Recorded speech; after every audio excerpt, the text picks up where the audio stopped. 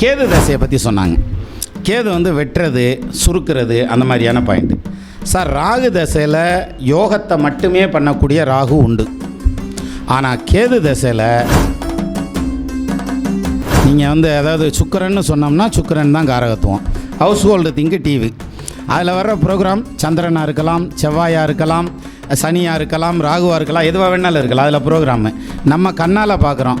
வலது கண்ணு சூரியன், இடது கண்ணு சந்திரன், ரைட்டா? அப்போ கண்ணால் பார்க்குறோம், ஒழிக்கிறோங்க. உட்காந்து பெட்டில் உட்காந்து பார்க்குறோம், பெட்டு சுக்கிரன் தானே. ஒரு சின்ன விஷயமும் எல்லா கிரக நிலையும் சேர்ந்து தான் சார் நமக்கு வேலை செய்யும். சரி, அதாவது நம்ம அந்த ஜாதகத்தை ஒரு எடுத்துக்காட்டு சொல்கிறேன் சார். ஏன் அவ்வளோ தூரம் போவானே? லக்னத்துக்கு 7வது வீட்டில் 7ஆம் பாவாதிபதி ஆட்சி. அப்போது இந்த குடும்பம் பிரிஞ்சு தானே ஆகணும். அப்படின்னா இப்போ உங்களுக்கு ஒரு யோசனை வரும், அதே பிற வரையும் என்னங்கய்யா பேச்சு பேசுகிறீங்க அப்படின்னம்னாக்க, இப்போ இப்படி வச்சுக்கோங்க. மிதுன லக்னத்துக்கு 7ஆம் இடத்தில் குரு ஆட்சி. அடுத்து குரு தசை வரப்போகுது. சொல்லு, நீ தான் தைரியமாக நாளாச்சு, இப்போ சொல்லு. குடும்பம் பிரியும்ல? சரி, அப்போ பிரியும்னு தெரியுது. இப்போ என்ன சார் செய்வீங்க? நீங்கள் சொன்னால் நாங்கள் செய்கிறோம். புள்ள நல்லா இருக்குது, அதான் அவங்க பேசலை பார்த்தீங்கன்னா, அந்த புள்ள நல்லா இருக்குது, அவங்க அப்பா அம்மாலாம் நல்ல மாதிரி நல்ல வசதி வாய்ப்பாக இருக்காங்க, நம்மளுக்கும் பக்கத்துலேயே போயிடுச்சு, பையனுக்கும் பிடிச்சிக்கிச்சு, பொண்ணுக்கும் பிடிச்சிக்கிச்சு. அப்படின்னா என்ன அர்த்தம்னா, நீ எதுவும் மாட்டேன்னு சொல்லிடாத, சரியா? நீ ஜாதகத்தை வச்சுக்கிட்டு எதுவும் மல்லு கட்டிடாத, சரின்னு சொல்லு அப்படின்னு நம்மள்கிட்ட சொல்லுவாங்க. சரி, நம்ம என்ன பண்ணுவோம் தெரியுமா? இப்படி தூரம் வந்துருச்சு, இன்னும் எதுக்கு நம்ம வேண்டாமானே கூட்டத்தில் கோவிந்தா போட்டுருவோம் அப்படின்னு கோவிந்தா அப்படின்ட்டோம்னா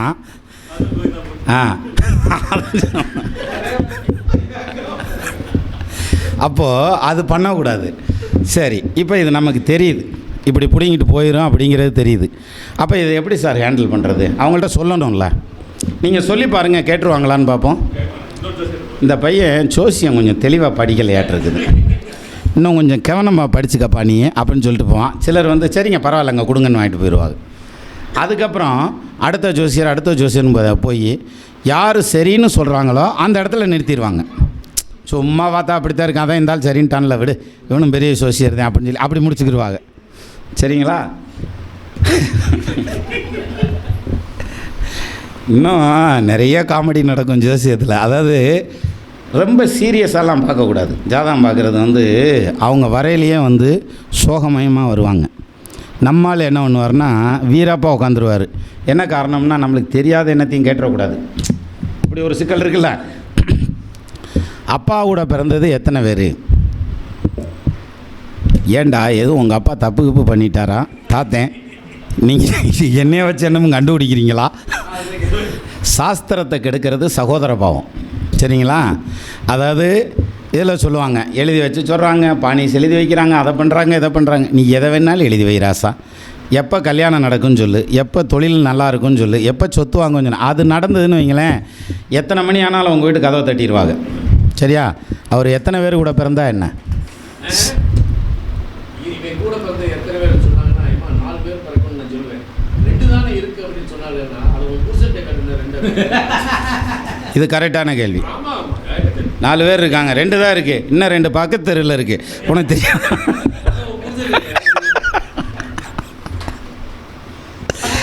அப்போது இதில் வந்து அது என்ன, இந்த வீடு தீப்பிடிக்கிறதுக்கு தான் இந்த இது சொல்லிக்கிட்டு இருந்தேன். அடுத்தது கேது தசையை பற்றி சொன்னாங்க.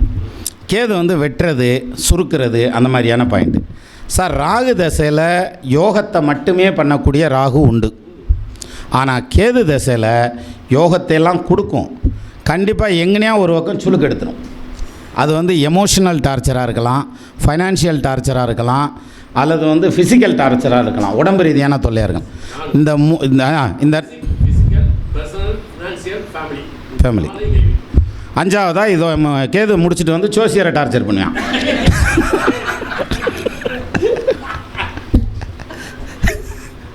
கரெக்டு தானே?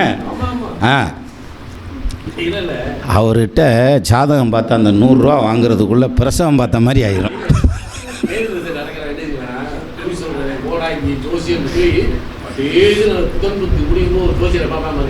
அவன் சொன்ன இவர் தாங்க எனக்கு சரியா சொன்னாருங்க. இவர் தாங்க தெய்வம், கண்கண்ட தெய்வம். சரி, அப்போது இந்த கேது திசையை பொறுத்த வரைக்கும், ஆனால் எனக்கு தெரிஞ்சு இந்த கேது திசையில் வந்து பெரிய அளவில் இதெல்லாம் வந்து சக்ஸஸ் ஆனவங்களெல்லாம் நான் பார்த்துருக்கேன் சார். அதே மாதிரி இன்னொரு இடத்துல இல்லை இருக்கட்டும், நான் என்ன செய்வனே வைக்க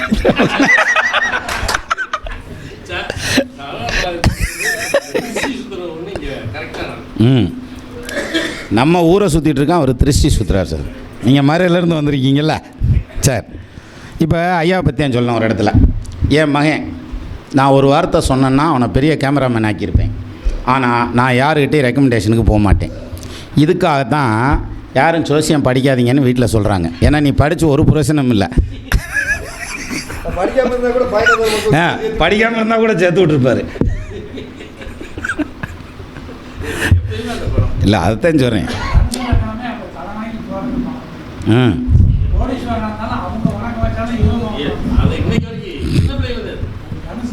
இல்லைங்க, இது மேனுஃபேக்சரிங் டிஃபெக்ட், இனி மாற்ற முடியாது, அவ்வளோதான்.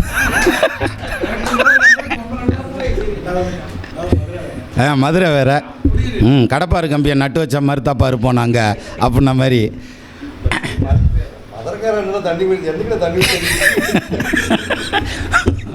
மதுரைக்காரன் வாழைப்பழம் பிச்சை கணக்கு தான். சரி, இல்லை அதாவது எதுக்குன்னா அவருக்கு இந்த அளவுக்கு பேரும் புகழும் இருக்குது அப்படின்னா, நான் நிஜமாக சொல்கிறேன், அதை சுயநலத்துக்காக பயன்படுத்தாதனால தான், ஃபேக்டாக தான், அதான் உண்மை. அதனால் நம்ம சுயநலத்துக்காக ஜோசியத்தெல்லாம் பயன்படுத்த வேண்டாம். 4 பேர்த்துக்கு நல்லது செய்யுங்க. அதை நம்ம பார்த்து சொல்கிறோம், அது ஒரு சர்வீஸ், நம்ம பண்ணுற சர்வீஸ். அது வந்து நமக்கு திருப்பி கொடுக்கறதுக்கு அந்த ஹானர் இருக்கும் பாருங்கள், அத்தனை ஹானர் கொடுக்கும் சார் உங்களுக்கு. நீங்கள் அவ்வளோ பேரும் புகழும் அடையிறதுக்கான அமைப்பு இருக்கும். இதில் இன்னொரு விஷயம் என்னென்னா, நீங்கள் எந்த காரியத்தையும் சாதிக்க முடியும். ஆனால் இந்த ஜோசியத்தை முழுமையாக படித்து உள்ளே வந்துட்டோம்னா நமக்கு மனசு நிறைவு வந்துடும். அதனால் நம்ம பெருசாக ஒன்றும் தேவைப்படாது. நம்ம இட்லி கொடுத்தாலும் சாப்பிடுவோம், ஐயா மாதிரி சாப்பாடு ஓட்டாலும் சாப்பிடுவோம். போடுவீங்கள வந்துருச்சு. ரைட்டு. வடை கொடுத்தாலும் சாப்பிடுவோம் அப்படின்ற மாதிரி எல்லாத்துக்கும் எப்பொருள் யார் யார் வாய் கேட்பினும் அப்படின்னு சொன்ன மாதிரி, யார் என்ன வடை கொடுத்தாலும் ஆமா வடையா உளுந்த வடையான்னு வாங்கல. இப்போ ஆமா வடைக்கு என்ன காரகத்துவமியா சொல்லுங்கள் பார்ப்போம். யாராவது ஒருத்தர். ராகுவா? ஏன் சொல்கிறீங்க? நான் நினச்சேன் நீங்கள் எங்கேயாவது உளுந்துருவீங்கன்னு நினச்சேன், உளுந்துட்டீங்க. ஐயா சமையலில் ஃபென்டாஸ்டிக்காக இருப்பீங்க உள்ள இருக்கு.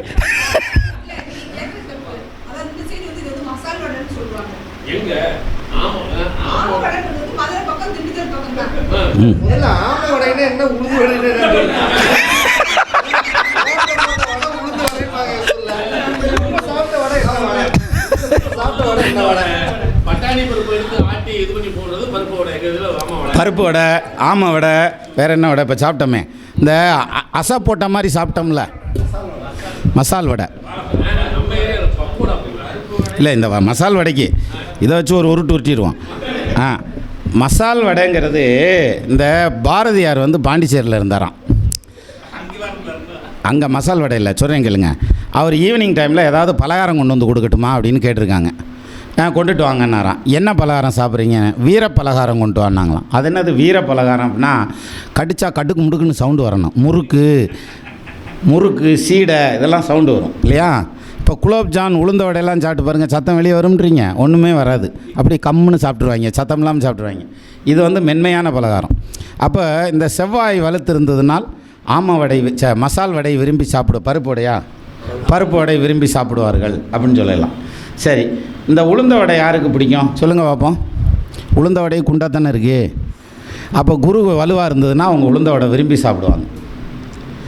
இல்லைப்பா, இவர் உளுந்த வடை தான் சாப்பிட்டாகணும், ஏன்னா பல்லு இல்லை அப்படின்னாக்க அங்கே செவ்வாய் வீக்குன்னு அர்த்தம் இல்லையா? பல்லு செவ்வாய் தானே. அப்போது ஒரு விஷயத்துலேயும் வந்து நமக்கு அந்த கிரக காரகத்துவத்தோடு இணைச்சி பார்த்தோம்னு வைங்களேன், சூப்பராக இருக்கும். இப்போ சோறு சாப்பிட்றோம் சார், ஏன்னா சோறுங்கிறது தான் கரெக்டான தமிழ். ரைஸ் கொண்டு வா அப்படிமா கடையில் உட்காந்துக்கிட்டு. ரைஸ்னால் என்ன? அரிசி தானே, ஆனால் ரைஸ் கொண்டு வான்னு தான் சொல்லுவோம். சோறு அதுக்கு ஏன் சோறுன்னு வேறு வந்துச்சு தெரியுமா? நம்ம ரொம்ப டயர்டாகிடுவோம், கிறங்கிடுவோம். இன்னும் ஒரு அரை மணி நேரம் நான் பேசினேன்னு வச்சுங்களேன், கோழி குஞ்சு மாதிரி எல்லாம் அப்படி வாங்கின்னு ஆயிடுவாங்க. ஏன்னா 50 பேர்த்துக்கு பாதி பேர்த்துக்கு சுகர் இருக்கும். எல்லாம் வயசானதுக்கப்புறம் தானே படிக்க ஆரம்பிக்கிறேன் ஜோசியம். அதனால் அப்படி டங்கின்னு கோழி குஞ்சு மாதிரி சுருங்கிடுவாங்க. அந்த சுருங்கின சோர்வை நீக்குவதால் அது சோறு. சரியா? அப்போ சோறு என்ன காரகத்துவம்? அது வெள்ளையாக இருக்குது. சுக்கிரனுடைய காரகத்துவத்தில் எடுத்து வைங்க. குழம்பு சந்திரன் வச்சுங்க, அதனால் ஒன்றும் தப்பு இல்லை. அப்புறம் மோருக்கு எங்கே போவீங்க? மோருக்கு சந்திரன்கிட்ட தானே போகணும். ரசத்துக்கு எரிச்சல் வந்துடும்ல செவ்வாயில். சந்திரன் செவ்வாய் அப்படி வச்சுக்கணும். அப்போ குழம்புக்கு என்ன சொல்கிறது சொல்லுங்கள் பார்ப்போம். குழம்புக்கு செவ்வாய் தான். என்ன காரணம்? வீட்டுக்கார அம்மா மாதிரி எரிச்சலாக இருக்கும் பார்த்தீங்களா, குழம்பு டென்ஷனாக இருக்கு இல்லையா, அதனால் அந்த குழம்பு. அப்போ செவ்வாயோடைய அமைப்பு இங்கே பாருங்கள். சந்திரன், சுக்கிரன், செவ்வாய் அத்தனையும் சேர்ந்தா தான் சாப்பாடு இல்லையா? அப்போ ஒரு காரகத்துவம் அப்படின்னு வர்றதை எல்லா விதத்துலேயும் நீங்கள் பாருங்கள். இப்போ ஐயா சொன்னாங்க அது சும்மா தான் வந்திருக்காங்க, உங்களுக்காக கொண்டு வரல அப்படின்னாங்க இல்லையா? நீங்கள் நல்லா யோசிச்சு பாருங்கள். அவர் வந்தவர் என்ன கொண்டு வர்றாரு? திருஷ்டி சுத்த கொண்டு வர்றாரு. சார் திருஷ்டிக்கு எது சார் எடுக்கும்? இது மந்திரம் சார்ந்த விஷயம், ராகு தானே எடுக்கும். அது கொண்டு வந்து எங்கே வச்சுருக்காரு? எனக்கு தெரிஞ்சு இது கிழக்கா, இது அக்னி மூலையா, ஏதோ ஒரு மூலை தெரில, எனக்கு திசை தெரில. உங்கள் ஊர் படி திருப்பி வச்சிட்டாங்க. ஸோ இந்த பார்க்குற ஒவ்வொரு விஷயத்தையும் நம்ம ஜோசியத்தோட கனெக்ட் பண்ணோம்னு அதுதான் சரி. அங்கேயே வந்து உட்காந்துருச்சுல்ல. அப்போது ஒவ்வொரு விஷயத்தையும் நம்ம அதோட கனெக்ட் பண்ணோன்னு வச்சுக்கோங்களேன், பர்ஃபெக்டாக வரும். நீங்கள் ஒருத்தர் வருவார், வந்து உட்காந்ததுமே அட ஏன் சார் கேட்குறீங்க, காலையிலேருந்து ஒரே வேலை அப்படின்னு வர்றாரு, அல்லது இப்படி ஸ்டைல் பண்ணுறாருன்னு வைங்களேன். நீங்கள் நல்லா யோசிச்சு பாருங்கள், அவர் தொழிலில் கஷ்டப்பட்டுக்கிட்டு இருப்பார். என்ன காரணம்? தலை சூரியன், இந்த முடி சனி. இந்த தலைமுடி இப்படி ஒதுக்குறாருன்னு வையேன், சனியால் கௌரவம் கெட்டுக்கிட்டு இருக்குன்னு அர்த்தம். எது? அவருக்கு தொழிலில் பாதிப்பு இருக்குது அப்படின்னு அர்த்தம்.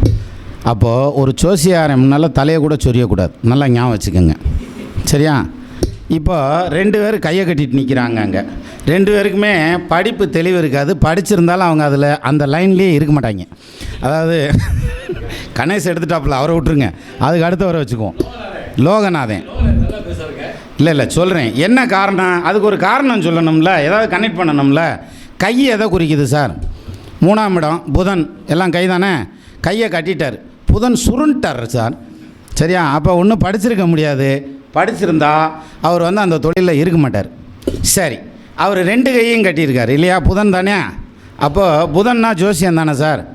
இன்னமும் அவருக்கு நிறைவு வரல ஜோசியம் படித்ததில்ல, இன்னும் படிச்சுக்கிருக்கார் சார். ஆமான்னு சொல்லுங்கள், இல்லைன்னு சொல்லிடாதீங்க. சரியா? அப்போது ஒரு ஜாதகத்தை பார்க்குறதுக்கு முன்னாடி நம்ம ஜோதிடராக வாழ்கிறதுங்கிறதே வேறு சார். இப்போ வீட்டுக்காரம்மா போய் பார்க்குறோன்னு வச்சுங்களேன். இப்போ ஒருத்தர் என்கிட்ட கேட்டார், சார் இந்த பிள்ளைக்கு கல்யாணம் பண்ணிடலாமான்னு பாருங்கள் அப்படின்னு மக ஜாதகத்தை கொடுத்தாரு. ஏண்டா 17 வயசு தாண்டா அது, இப்பயே கல்யாணம் பண்ணி என்னடா செய்ய போகிறீங்க, கொஞ்சம் பொறுமையாக இருப்பா, இந்த பிள்ளைய படிக்க வச்சு அவள் காலில் அவளை நிப்பாட்டு. இந்த காலத்தில் பிள்ளைகளை சந்திர மண்டலத்துக்கே அனுப்புகிறான், நீ கல்யாணம் பண்ணலாமான்னு கேட்குற அப்படின்னா படிக்க வச்சுருவேன் சார். எல்லா பேரும் சந்திர மண்டலத்துக்கு வராங்க, சிலர் சனி மண்டலத்துக்குள்ளே போயிடுறாங்க. அதனால் எப்படி படிக்க வைக்கட்டும்னாரு. அப்போ அவருடைய பெர்செப்ஷன் அப்படி இல்லையா? அப்போது வீட்டில் போய் நம்ம பார்க்குறோம்னு வைங்களேன், வீட்டுக்காரம்மா பார்த்தா நம்ம யாரை பார்க்குறோம்? சுக்கிரனை பார்க்குறோம் இல்லையா? எல்லாரும் சுக்கிரனையா சார் பார்க்குறோம், சிலர் சனியாக பார்க்குறோம், சிலர் செவ்வாயை பார்க்குறோம்.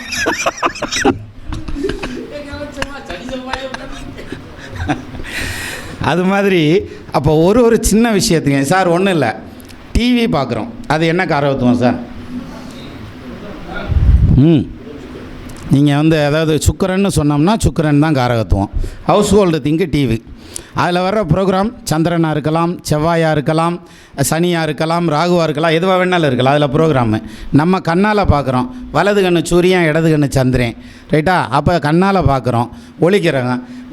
பெட்டில் உட்காந்து பார்க்குறோம், பெட்டு சுக்கிரன் தானே. ஒரு சின்ன விஷயமும் எல்லா கிரக நிலையும் சேர்ந்து தான் சார் நமக்கு வேலை செய்யும், ரைட்டா? அதை விட்டுட்டு இவர் செவ்வாய் திசையில் இருக்கார், அதனால் இவர் இப்படித்தான் இருப்பார் அப்படின்னாக்கா அப்படிலாம் கிடையாது. எல்லா கிரகமும் வேலை செய்யும். இப்போ நான் இன்னும் எவ்வளோ நேரம் பேசணும்? பேசுனாங்க, நீங்கள் எவ்வளோ நேரம் பேசலாம், நாங்கள் ஆமாம். நீ எவ்வளோ நேரம் வேணாலும் பேசு. மணி 2:40 ஆச்சு. எவ்வளோ நேரம்ப்பா போயிருக்கு? 1 hour ஆயிடுச்சா? போதும்ல? இல்லைங்க, டைம் ஆயிரும்ல, கிறங்கி போயிருப்பாங்கல்ல. அதாவது நீங்கள் ஜோசியத்தை வந்து அப்படி கனெக்ட் பண்ணுங்கள். அப்போ வர்றவங்க இப்போ கிளைண்ட் 2வது சார் இதில் என்ன பிரச்சனை தெரியுமா? காசுக்காக ஜோசியம் பார்த்தா தான் சார் நமக்கு பஞ்சாயத்து. அதை என்ஜாய் பண்ணுறது கஷ்டம். ஜோசியம் பார்த்துட்டு காசு கேளுங்களேன், பிரச்சனையே இருக்காது. ஆனால் பாருங்கள், யாருமே கேட்டு வாங்க மாட்டீங்க. ஏன் தெரியுமா?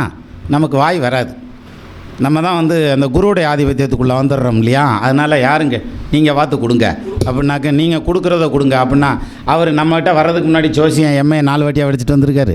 சரி, இவ்வளோ நேரம் வேலை வாங்கியிருக்கோம்னா, ஆக்சுவலாக நம்ம வந்து ஒருத்தருக்கு ஒரு பலன் கொடுக்குறோன்னு வைங்களேன். இப்போ ஒன்றும் இல்லை சார், ஒரு பாடல் சொன்னேன் நானே, இப்போ ஏதோ ஒரு பாட்டு சொன்னேன்னு வைங்களேன்.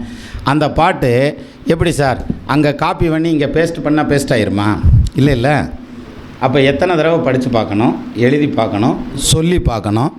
அதுக்கப்புறம் அதை மேடையில் வந்து தப்பு இல்லாமல் பேசணும், தடுமாறாமல் பேசணும். இத்தனையும் இருக்குல்ல, அது மாதிரி அவங்க முன்னாடி பேசணும். அப்படின்னா எவ்வளோ டயத்தை இன்வெஸ்ட் பண்ணணும்?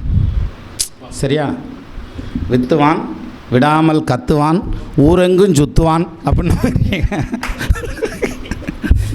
இல்லையா? அப்போ பாட்டு பாடுறதுங்கிறதுல அத்தனை விஷயம் இருக்குல்ல. அதுலேயும் சில பாட்டு பாடுறது இன்னும் சிக்கலாயிரும். இப்போ ஒரு பாட்டு சொல்கிறீங்களுங்க. தத்தி தாதூதி தாதூதி தத்தூதி துத்தி துதைத துதைத தாதூதி தித்தித்த தித்தித்த தாதேது தித்தித்த தத்தத்ததோ தித்தித்த தாது, இப்படின்னு ஒரு பாட்டு.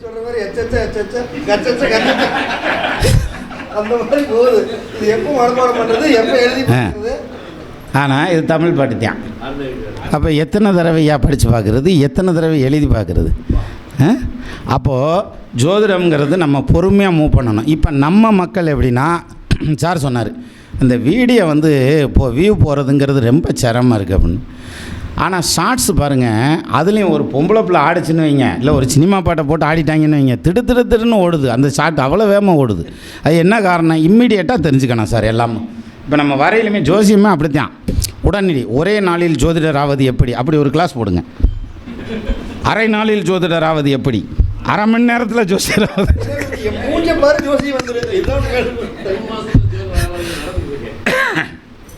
இலங்கை ஜெயராஜ்னு ஒரு அறிஞர் இருக்கார், தமிழறிஞர், சூப்பராக பேசுவார். அவர் தான் ஒரு ஸ்பீச்சில் சொன்னார், அதாவது ராமாயணத்தை எனக்கு வேகமாக சொல்லுங்கள், குயிக்காக சொல்லணும். ராமாயணத்தை எவ்வளோ நாள் சொல்லலாம் அப்படின்னது ஒரு 6 மாதம் சொல்லலான்னு அந்த வித்துவான் சொல்லியிருக்கார். நீ வித்துவானாவே இரு, 6 மாதம் கேட்குறதுக்கு எனக்கு பொறுமை இல்லை, கொஞ்சம் வேகமாக சொல்லணும், ஒரு மாதத்தில் சொல்லலாம் அப்படின்னு. இன்னும் கொஞ்சம் வேகமாக ஒரு 15 நாளில் சொல்லிடலாம், இன்னும் கொஞ்சம் வேகமாக சொல்லணும், 1 நாளில் சொல்லிடலாம், இன்னும் கொஞ்சம் வேகமாக சொல்ல முடியுமா உங்களால்? தாராளமாக முடியும் அப்படின்னாரான். எங்கே சொல்லுங்க, ஒரு எலுமிச்சம்பழம் கொண்டு வாங்க அப்படின்ட்டு கொண்டு வந்து கொடுத்துருக்காங்க. தூக்கி போடுங்க, கீழே வரையில் ராமாயணம் முடிச்சு போயிடும் அப்படின்னா. சரின்ட்டு அவன் இப்படி தூக்கி போட்டிருக்கான். ராமன் பிறந்தான் அப்படின்னா, கையில் பிடிச்சிருக்கான், செத்தான்.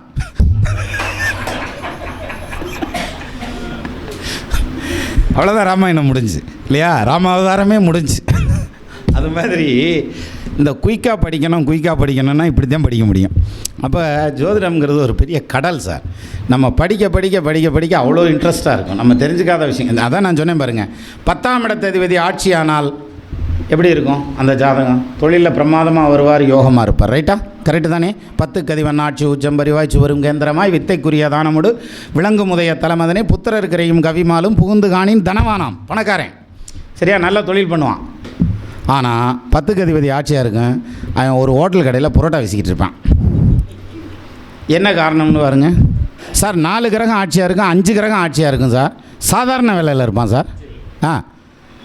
இப்போ இந்த செல்ஃபோன் வந்ததுக்கப்புறம் எல்லாருமே வந்து தலை வணங்கி நிற்கிறதுங்கிறது வந்து மனைவிகிட்டையோ பெரியவங்கள்ட்டையோ கிடையாது, இந்த செல்ஃபோனில் தான் தலை வணங்கி நிற்கிறாங்க அவ்வளோ பேரும் இல்லையா? ஆனால் ஜோசியர்கிட்ட எல்லாத்துட்டையும் செல்ஃபோனும் அதுக்கான சாஃப்ட்வேரும் இருக்கும். எங்கே உங்கள் சாஃப்ட்வேர் எடுத்துக்கங்க, ஒரே ஒரு டீட்டெயில் மட்டும் கொடுக்குறேன். ஃபோனை உள்ளே வச்சுருங்கன்னாரில் பரணியை, அதனால் எடுக்க சொல்கிறேன் நான். அதில் ஒரு டேட்டு சொல்கிறேன் சார், போட்டுக்கோங்க. அதாவது 17/4/1991. இங்கே போர்டு வச்சுருந்தாருன்னா எழுதி போட்டுடலாம், இருந்தாலும் கட்டத்தை சொல்கிறேன் நான். 17/4/1991. கட்டத்தை சொல்கிறேன், நோட்டு வச்சுருங்க, கட்டத்துலையும் எழுதிங்க. போட்டிங்களா? டைம் வந்து 1:20 போட்டுங்க. 17 ஏப்ரல் 1991. 1:20 AM. பிறந்த ஊர் தேனி, மதுரை, திண்டுக்கல், எதுனாலும் சரி போட்டுங்க. சார் கட்டத்தை சொல்கிறேன், கட்டம் போட்டுங்க. லக்னம் வந்து மகர லக்னம். லக்னத்தில் சனி. 3ஆம் இடத்துல புதன் நீசம். 4ஆம் இடத்துல சூரியன் உச்சம் கூட சந்திரன். 5ஆம் இடத்துல சுக்கிரன் ஆட்சி. 6ஆம் இடத்துல செவ்வாய் கேது மிதுனத்தில். 7ல் குரு உச்சம். 12ல் ராகு. இவ்வளோதான். யாருக்கு எதுவும் டவுட் இருந்தால் சொல்லுங்கள், மறுபடியும் சொல்கிறேன் நான். டேட் வேணுமா? டைம் வேணுமா? 1:20 AM. ஊர் நீ எதை வேணாலும் போட்டுக்க. மதுரை போட்டுக்க, திண்டுக்கல் போட்டுக்க, தேனி போட்டுக்க, பெரியவளம் போட்டுக்க, வேறு என்ன சொல்லலாம்? சிவகங்கை போட்டுக்குங்க, ராமேஸ்வரம் போட்டுக்குங்க. லக்னம் மகர லக்னம் வருதா? அதை வந்தால் சரி சார். இப்போ இந்த ஜாதகத்துக்கு ராகு தசை நடக்குது சார். ராகு தசைக்கு பலன் சொல்லுங்கள் அப்படின்னதும் என்ன தோணும் நமக்கு? யோசிச்சு பாருங்கள். 12ஆம் இடத்தில் தனித்த ராகு, ரைட்டா? இந்த ராகு தசைக்கு பலன் சொன்னால் என்ன வரும்? வானாகி மண்ணாகி வழியாகி ஒளியாகி ஊனாகி உயிராகி அப்படின்ன மாதிரி வீணாகி வெட்டியாகி குப்பையாகி கூறு கட்டதனமாக போயிடுவான்னு வரும், ரைட்டா? 12ல் தனிச்ச கூறு நின்னா தானே அது அடுத்த ஸ்டெப். நீ வீடியோ பார்த்துட்டு பேசுகிற. பீஸா பிடிங்க கூடாதியா, கொஞ்சம் நேரம் பொரியா, நான் பிடுங்குறேன். யூஸ்வலாக 12ல் ராகு தனிச்சு நின்றுச்சுன்னா பிரச்சனை வந்துடும் சார். ஏன் வருது அப்படின்னா, இந்த பொண்ணுங்களை கட்டிட்டு வந்தாங்கன்னு வச்சுங்களேன், நம்ம எல்லாருமே கல்யாணம் பண்ணியிருப்போம் இல்லையா?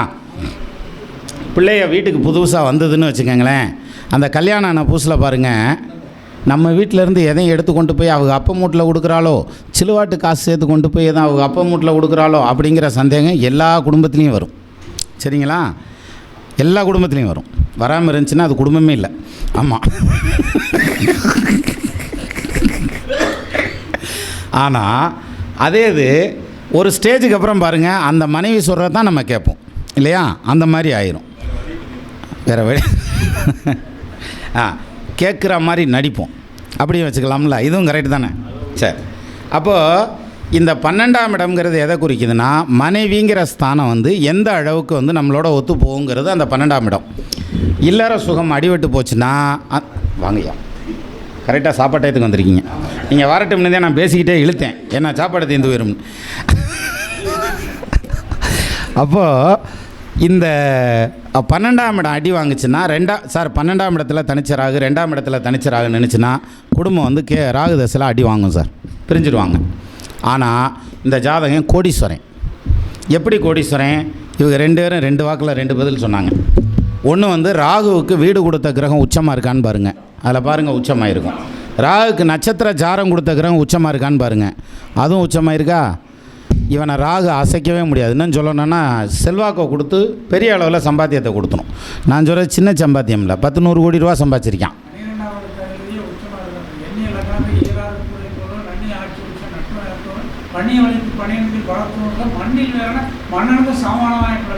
தமிழ் தம்மக்கள் அறிவுடைய ஒரு மண்ணுலத்து மானுயிருக்கெல்லாம் இனிது.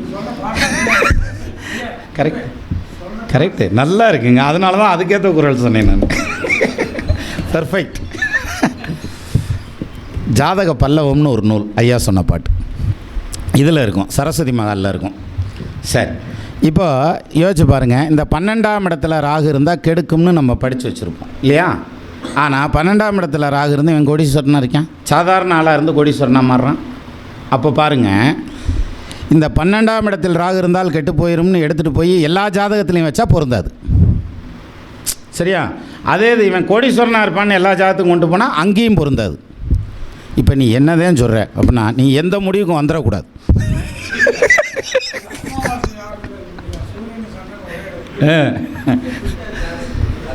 அதாவது இதுதான் சார் சுருதி யுக்தி சூட்சுமம் அப்படிம்பாங்க. நம்மளுடைய அந்த புத்திசாலித்தனம், இன்டெலிஜென்ஸ், அதாவது டக்குன்னு கிளிக் ஆகும் நமக்கு.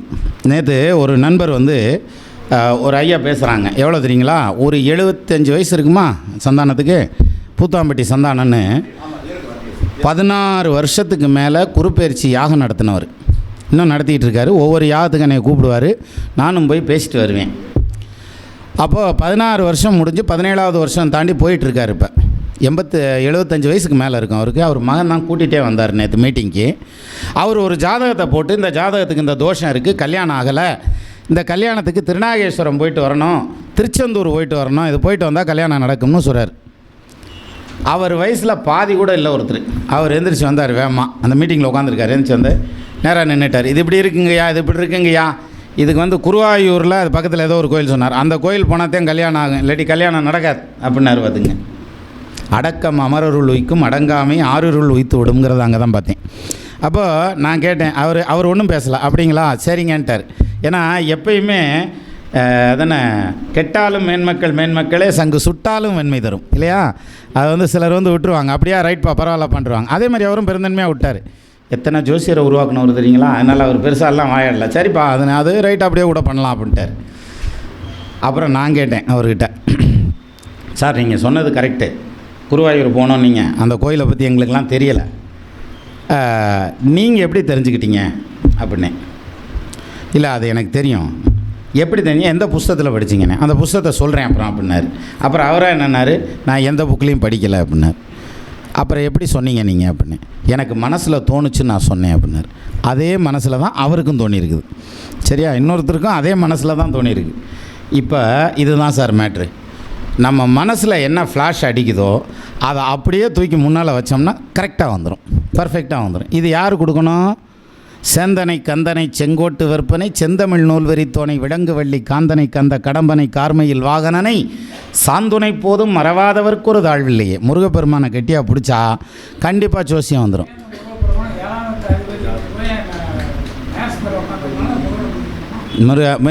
ஜோசியத்துக்கே முருகன் தானே. அகஸ்தியருக்கு ஜோதிடத்தை உபதேசம் பண்ண குமாரசாமியமே முருகன் சொன்னது தானே. அவமிலர் கேந்திரமும் மற்றொரு உபஜயமாகி அயக்கோன் ஒன்றாக இரண்டுச்ச முறிலரசன் தவமுற பொன்னொன்று நின்றார் தனிக்கவி பத்தி நிச்சை தவனுரிர் கேந்திர 4 கிரகம் தனிக்கில் நவமுதயம் பவம் வெகுவேர் நன்னில் அவைக்குடையோர் நவமுதயமாகிர் நடிர் மகரத்துச்சத்திவர்கள் விற்கோன் மீனுதயத்திற்கு கூடியிருக்கிறீர் எப்போதும் தனவான் என்று இயம்புவது இப்புவியே அப்படின்னு குமாரசாமியை பாடல் ஒன்று இருக்குது. இதில் ஒரு முடிவுக்கு நீங்கள் வந்திருக்க முடியாதுல்ல? அப்படின்னா என்ன அர்த்தம்னா, இப்படி தான் இருக்கணும் பேச்சு. நல்லா பேசினார், அதெல்லாம் அருமையாக பேசினார். என்ன பேசினார் அதான் தெரில.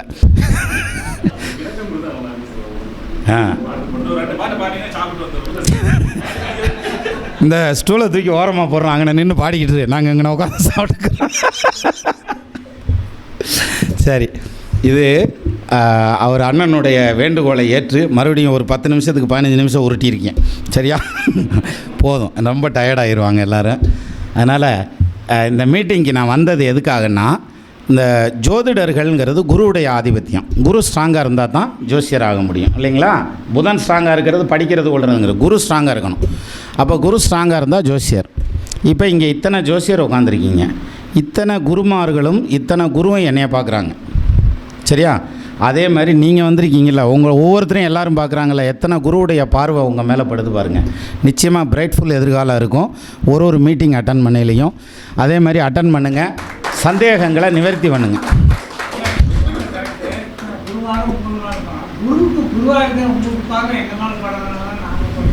நல்லது நல்லது. போஸ்ட் மரத்தில் ஏற்றி விட்டால் பேலன்ஸ் போயிடும். இருங்க வரேன். அதாவது இன்னும் ஒரு ரெக்வஸ்ட் வைக்கிறேன்.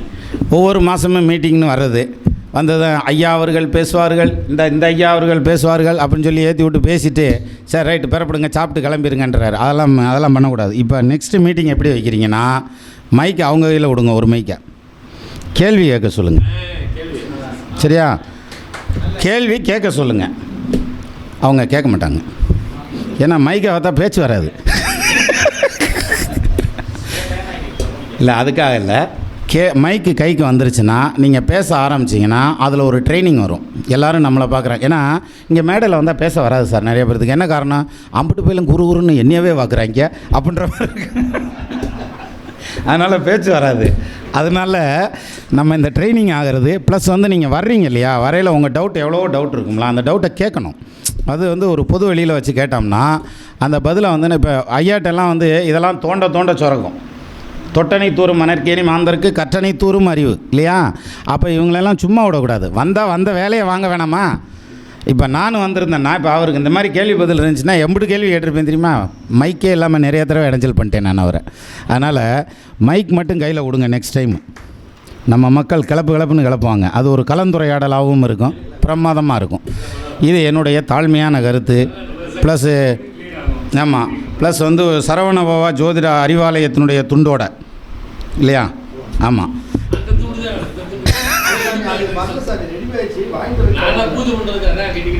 அதான் சொல்கிறேன். நான் குற்றாலம் போனேன்னா பைபால்ஸு கட்டிக்கிடுவேன்.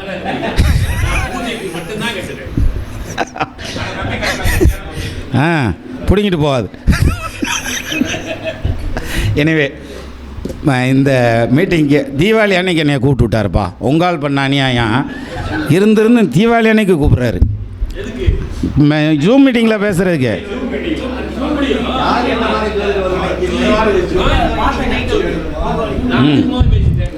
அதான் என்ன, ஆனால் அங்கேயே நன்றி சொல்லிட்டேன் பாரு. இன்றைக்கி என்ன காரணம்னா நல்ல வேலை கூப்பிட்டையா, இல்லாட்டி நைட்டு விடிய முறுக்கு புளியை விட்டுருவாங்க. அப்போத்தே முறுக்கு மாவு பிணைஞ்சிக்கிட்டு இருந்தாங்க. சரி ரைட்டு. அதுலேயும் இன்னும் காமெடி நடந்தது இடையில. சார் கொஞ்சம் நேரம் மீட்டிங் எடுங்க, நான் அந்த வந்துடுறேன் அப்படின்னு சொல்லிட்டு போய் அந்த மாவு பிணைஞ்ச பக்குவத்தை சரி சொல்லிட்டு வந்தேன் நான். புரியுதா? அது வந்து இங்கே வெளிப்படுத்திக்கக்கூடாதுங்கிறதுக்காக அப்படியே கொண்டு வந்தது. அதனால் அதாவது அடாது மழை பெய்தாலும் விடாது தீபாவளி வந்தாலும் எங்கள் ஜூம் மீட்டிங் தொடர்ந்து நடக்கும் அப்படின்னு சொல்லிட்டு சிறப்பு விருந்தினர் அதாவது மீட்டிங் நடத்துகிறேங்கிற பேரில் கொடுமைப்படுத்திட்டார். நீ வா, தீபாவளி அன்னைக்கு வா அப்படின்னு சொன்னதும் அங்கே வீட்டுக்காரம்மா என்ன சொல்கிறாங்க, அதனால் வருஷம் 360 நாள் உனக்கு வேலை தீராதா? இன்றைக்கி நோம்பு அன்னைக்கும் இதே வேலை தான் பார்க்கணுமா? நீ வெளியில் போக மாட்டியா? நான் கடைக்கு போக வேண்டாமா? அது வாங்க வேண்டாமா? இது வாங்க வேண்டாமா? அப்படின்னாக்க நீயே போய் வாங்கிட்டு வந்துருப்பா. அது எங்களுக்கு தெரியாதா? நாங்களே போய் வாங்குறது எங்களுக்கு தெரியாதா? அப்படின்னாக்க என்ன சொல்கிறது இது? அப்போ நம்ம என்னமோ போய் அவங்க புடவை எடுக்கல பக்கத்தில் நின்று நம்ம என்னமோ 24 மணி நேரம் புடவை கட்டிக்கிட்டு இருந்த மாதிரியும் நம்ம செலக்ட் பண்ணி கொடுக்கணும் அப்படிங்கிற மாதிரி எதிர்பார்ப்பாங்க. ஆனால் வீட்டுக்காரம்மா புடவை எடுக்க போனால் நான் கூடவே போயிடுவேன் சார். என்ன காரணம்னு சொல்லுங்கள். இல்லை, எல்லோரும் கொண்டாட்டி அங்கே வந்து புடவை எடுத்துகிட்டு இருப்பாங்க. அப்போ அவங்க டேஸ்டெல்லாம் எப்படி இருக்குன்னு பார்க்கலாம் இல்லையா? இதில் இன்னொன்று என்னென்னா, அதாவது நம்ம கூட போனால் அவங்க புடவை எடுக்கிறது சீக்கிரம் எடுத்துடுவாங்க. என்ன காரணம்? நம்ம ஒன்று சூப்பராக இருக்குன்னு சொல்லி எடுத்து வச்சிட்டோம்னா அதை இன்னொருமா நோட்டம் போட்டுக்கிட்டே இருக்கோம். அவங்க எடுக்க போகிறாங்கன்னாங்கன்னா இவங்க எடுத்துகிட்டு வந்துடுவாங்க. சிம்பிளாக முடிஞ்சிடும். ஸோ இப்படி நிறைய இருக்குது. நம்ம பேசினா பேசிகிட்டே தான் இருப்போம். மைக்கை கையில் கொடுத்தோம்னா மைக்கை கட்டி பிடிச்சி உருண்டுக்கிட்டே தான் கிடப்போம். அதனால் மீண்டும் இன்னொரு தடவை மைக் மேடைக்கு வரும்போது சந்திப்போம். நமது நண்பர் இந்த அரிய வாய்ப்பை கொடுத்த திரு பரணி அவர்களுக்கும், அதே மாதிரி எனக்கு முன்னால் மிகப்பெரிய சிறப்புரையாற்றிய ஐயா சுவாமி அவர்களுக்கும், அதே மாதிரி இவங்களுக்கு இதுக்கு முன்னாடி கணேஷ் பேசினார். கணேஷ் பேசுகிறப்ப நான் சுருக்கமாக முடிச்சுக்கிறேன்னு சொல்லி, என்றைக்கு தான் நீளமாக பேசுகிறது ஒன்றைய மாதிரி உயரமாக, அதாவது ஆள் மட்டும் உயரமாக இருக்கீங்க, என்ன நீளமாக பேசுங்க. நல்லா இருக்குது கருத்துக்கள், நீங்கள் பேசின கருத்து அருமையாக இருக்குது, நீங்கள் வெளிப்படுத்தின விதம் நல்லா இருக்குது. நான் மிஸ் பண்ணது வந்து இந்த மேடம் பேசல நான் வர முடியலை, கொஞ்சம் லேட்டாக வந்துட்டேன். ஆனந்தி மேடம் வரையில்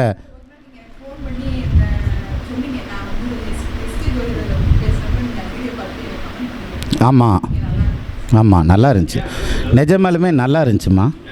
அதனால தான் சொன்னேன். நீங்கள் உங்கள் வீட்டுக்காரர் பேசுகிறே யோசிக்காதீங்க. அவர் நீங்கள் நல்லா பேச மாட்டீங்கன்னு தான் சொல்லுவார். அதை கண்டுக்கிறாதீங்க. கரெக்டு தானே சார்?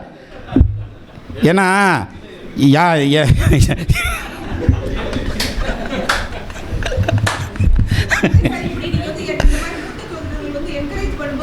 என்னை வயசாச்சுன்னு சொல்கிறீங்க நீங்கள்.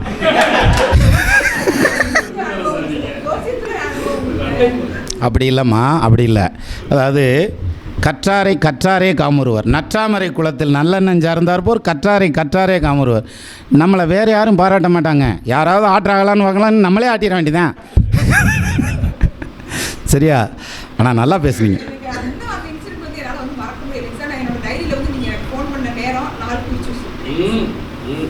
உண்மையிலே நல்லா பேசியிருந்தீங்கம்மா. நான் எனக்கு ஃபோன் பண்ணல ஆனந்தின்னு தெரியாது.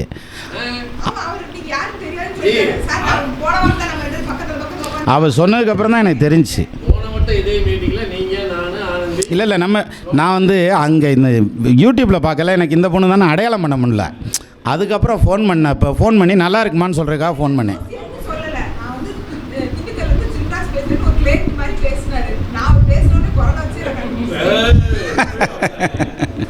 இல்லை அப்பயும் நான் பொய் சொல்லலை, உண்மை தானே.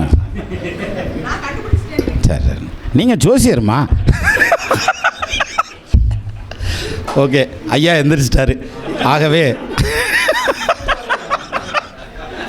அதாவது இவன் முடிக்கிற மாதிரி தெரில, இந்த ஸ்டூலை தூக்கி அங்கிட்ட வச்சுருவோம் அப்படின்ற எனக்கா. சரி, மீண்டும் நம்ம வந்து இன்னொரு நல்ல சந்தர்ப்பத்தில் சந்திக்கலாம். நமது நண்பர்கள் ஆள் போல் தழைதழைத்து, அருகது போல் வேரூன்றி, மூங்கில் போல் கிளை கிளைத்து, முதியாமல் வாழ்ந்திருக்க வாழ்கவென வாழ்த்தி அமைகிறேன். வணக்கம்.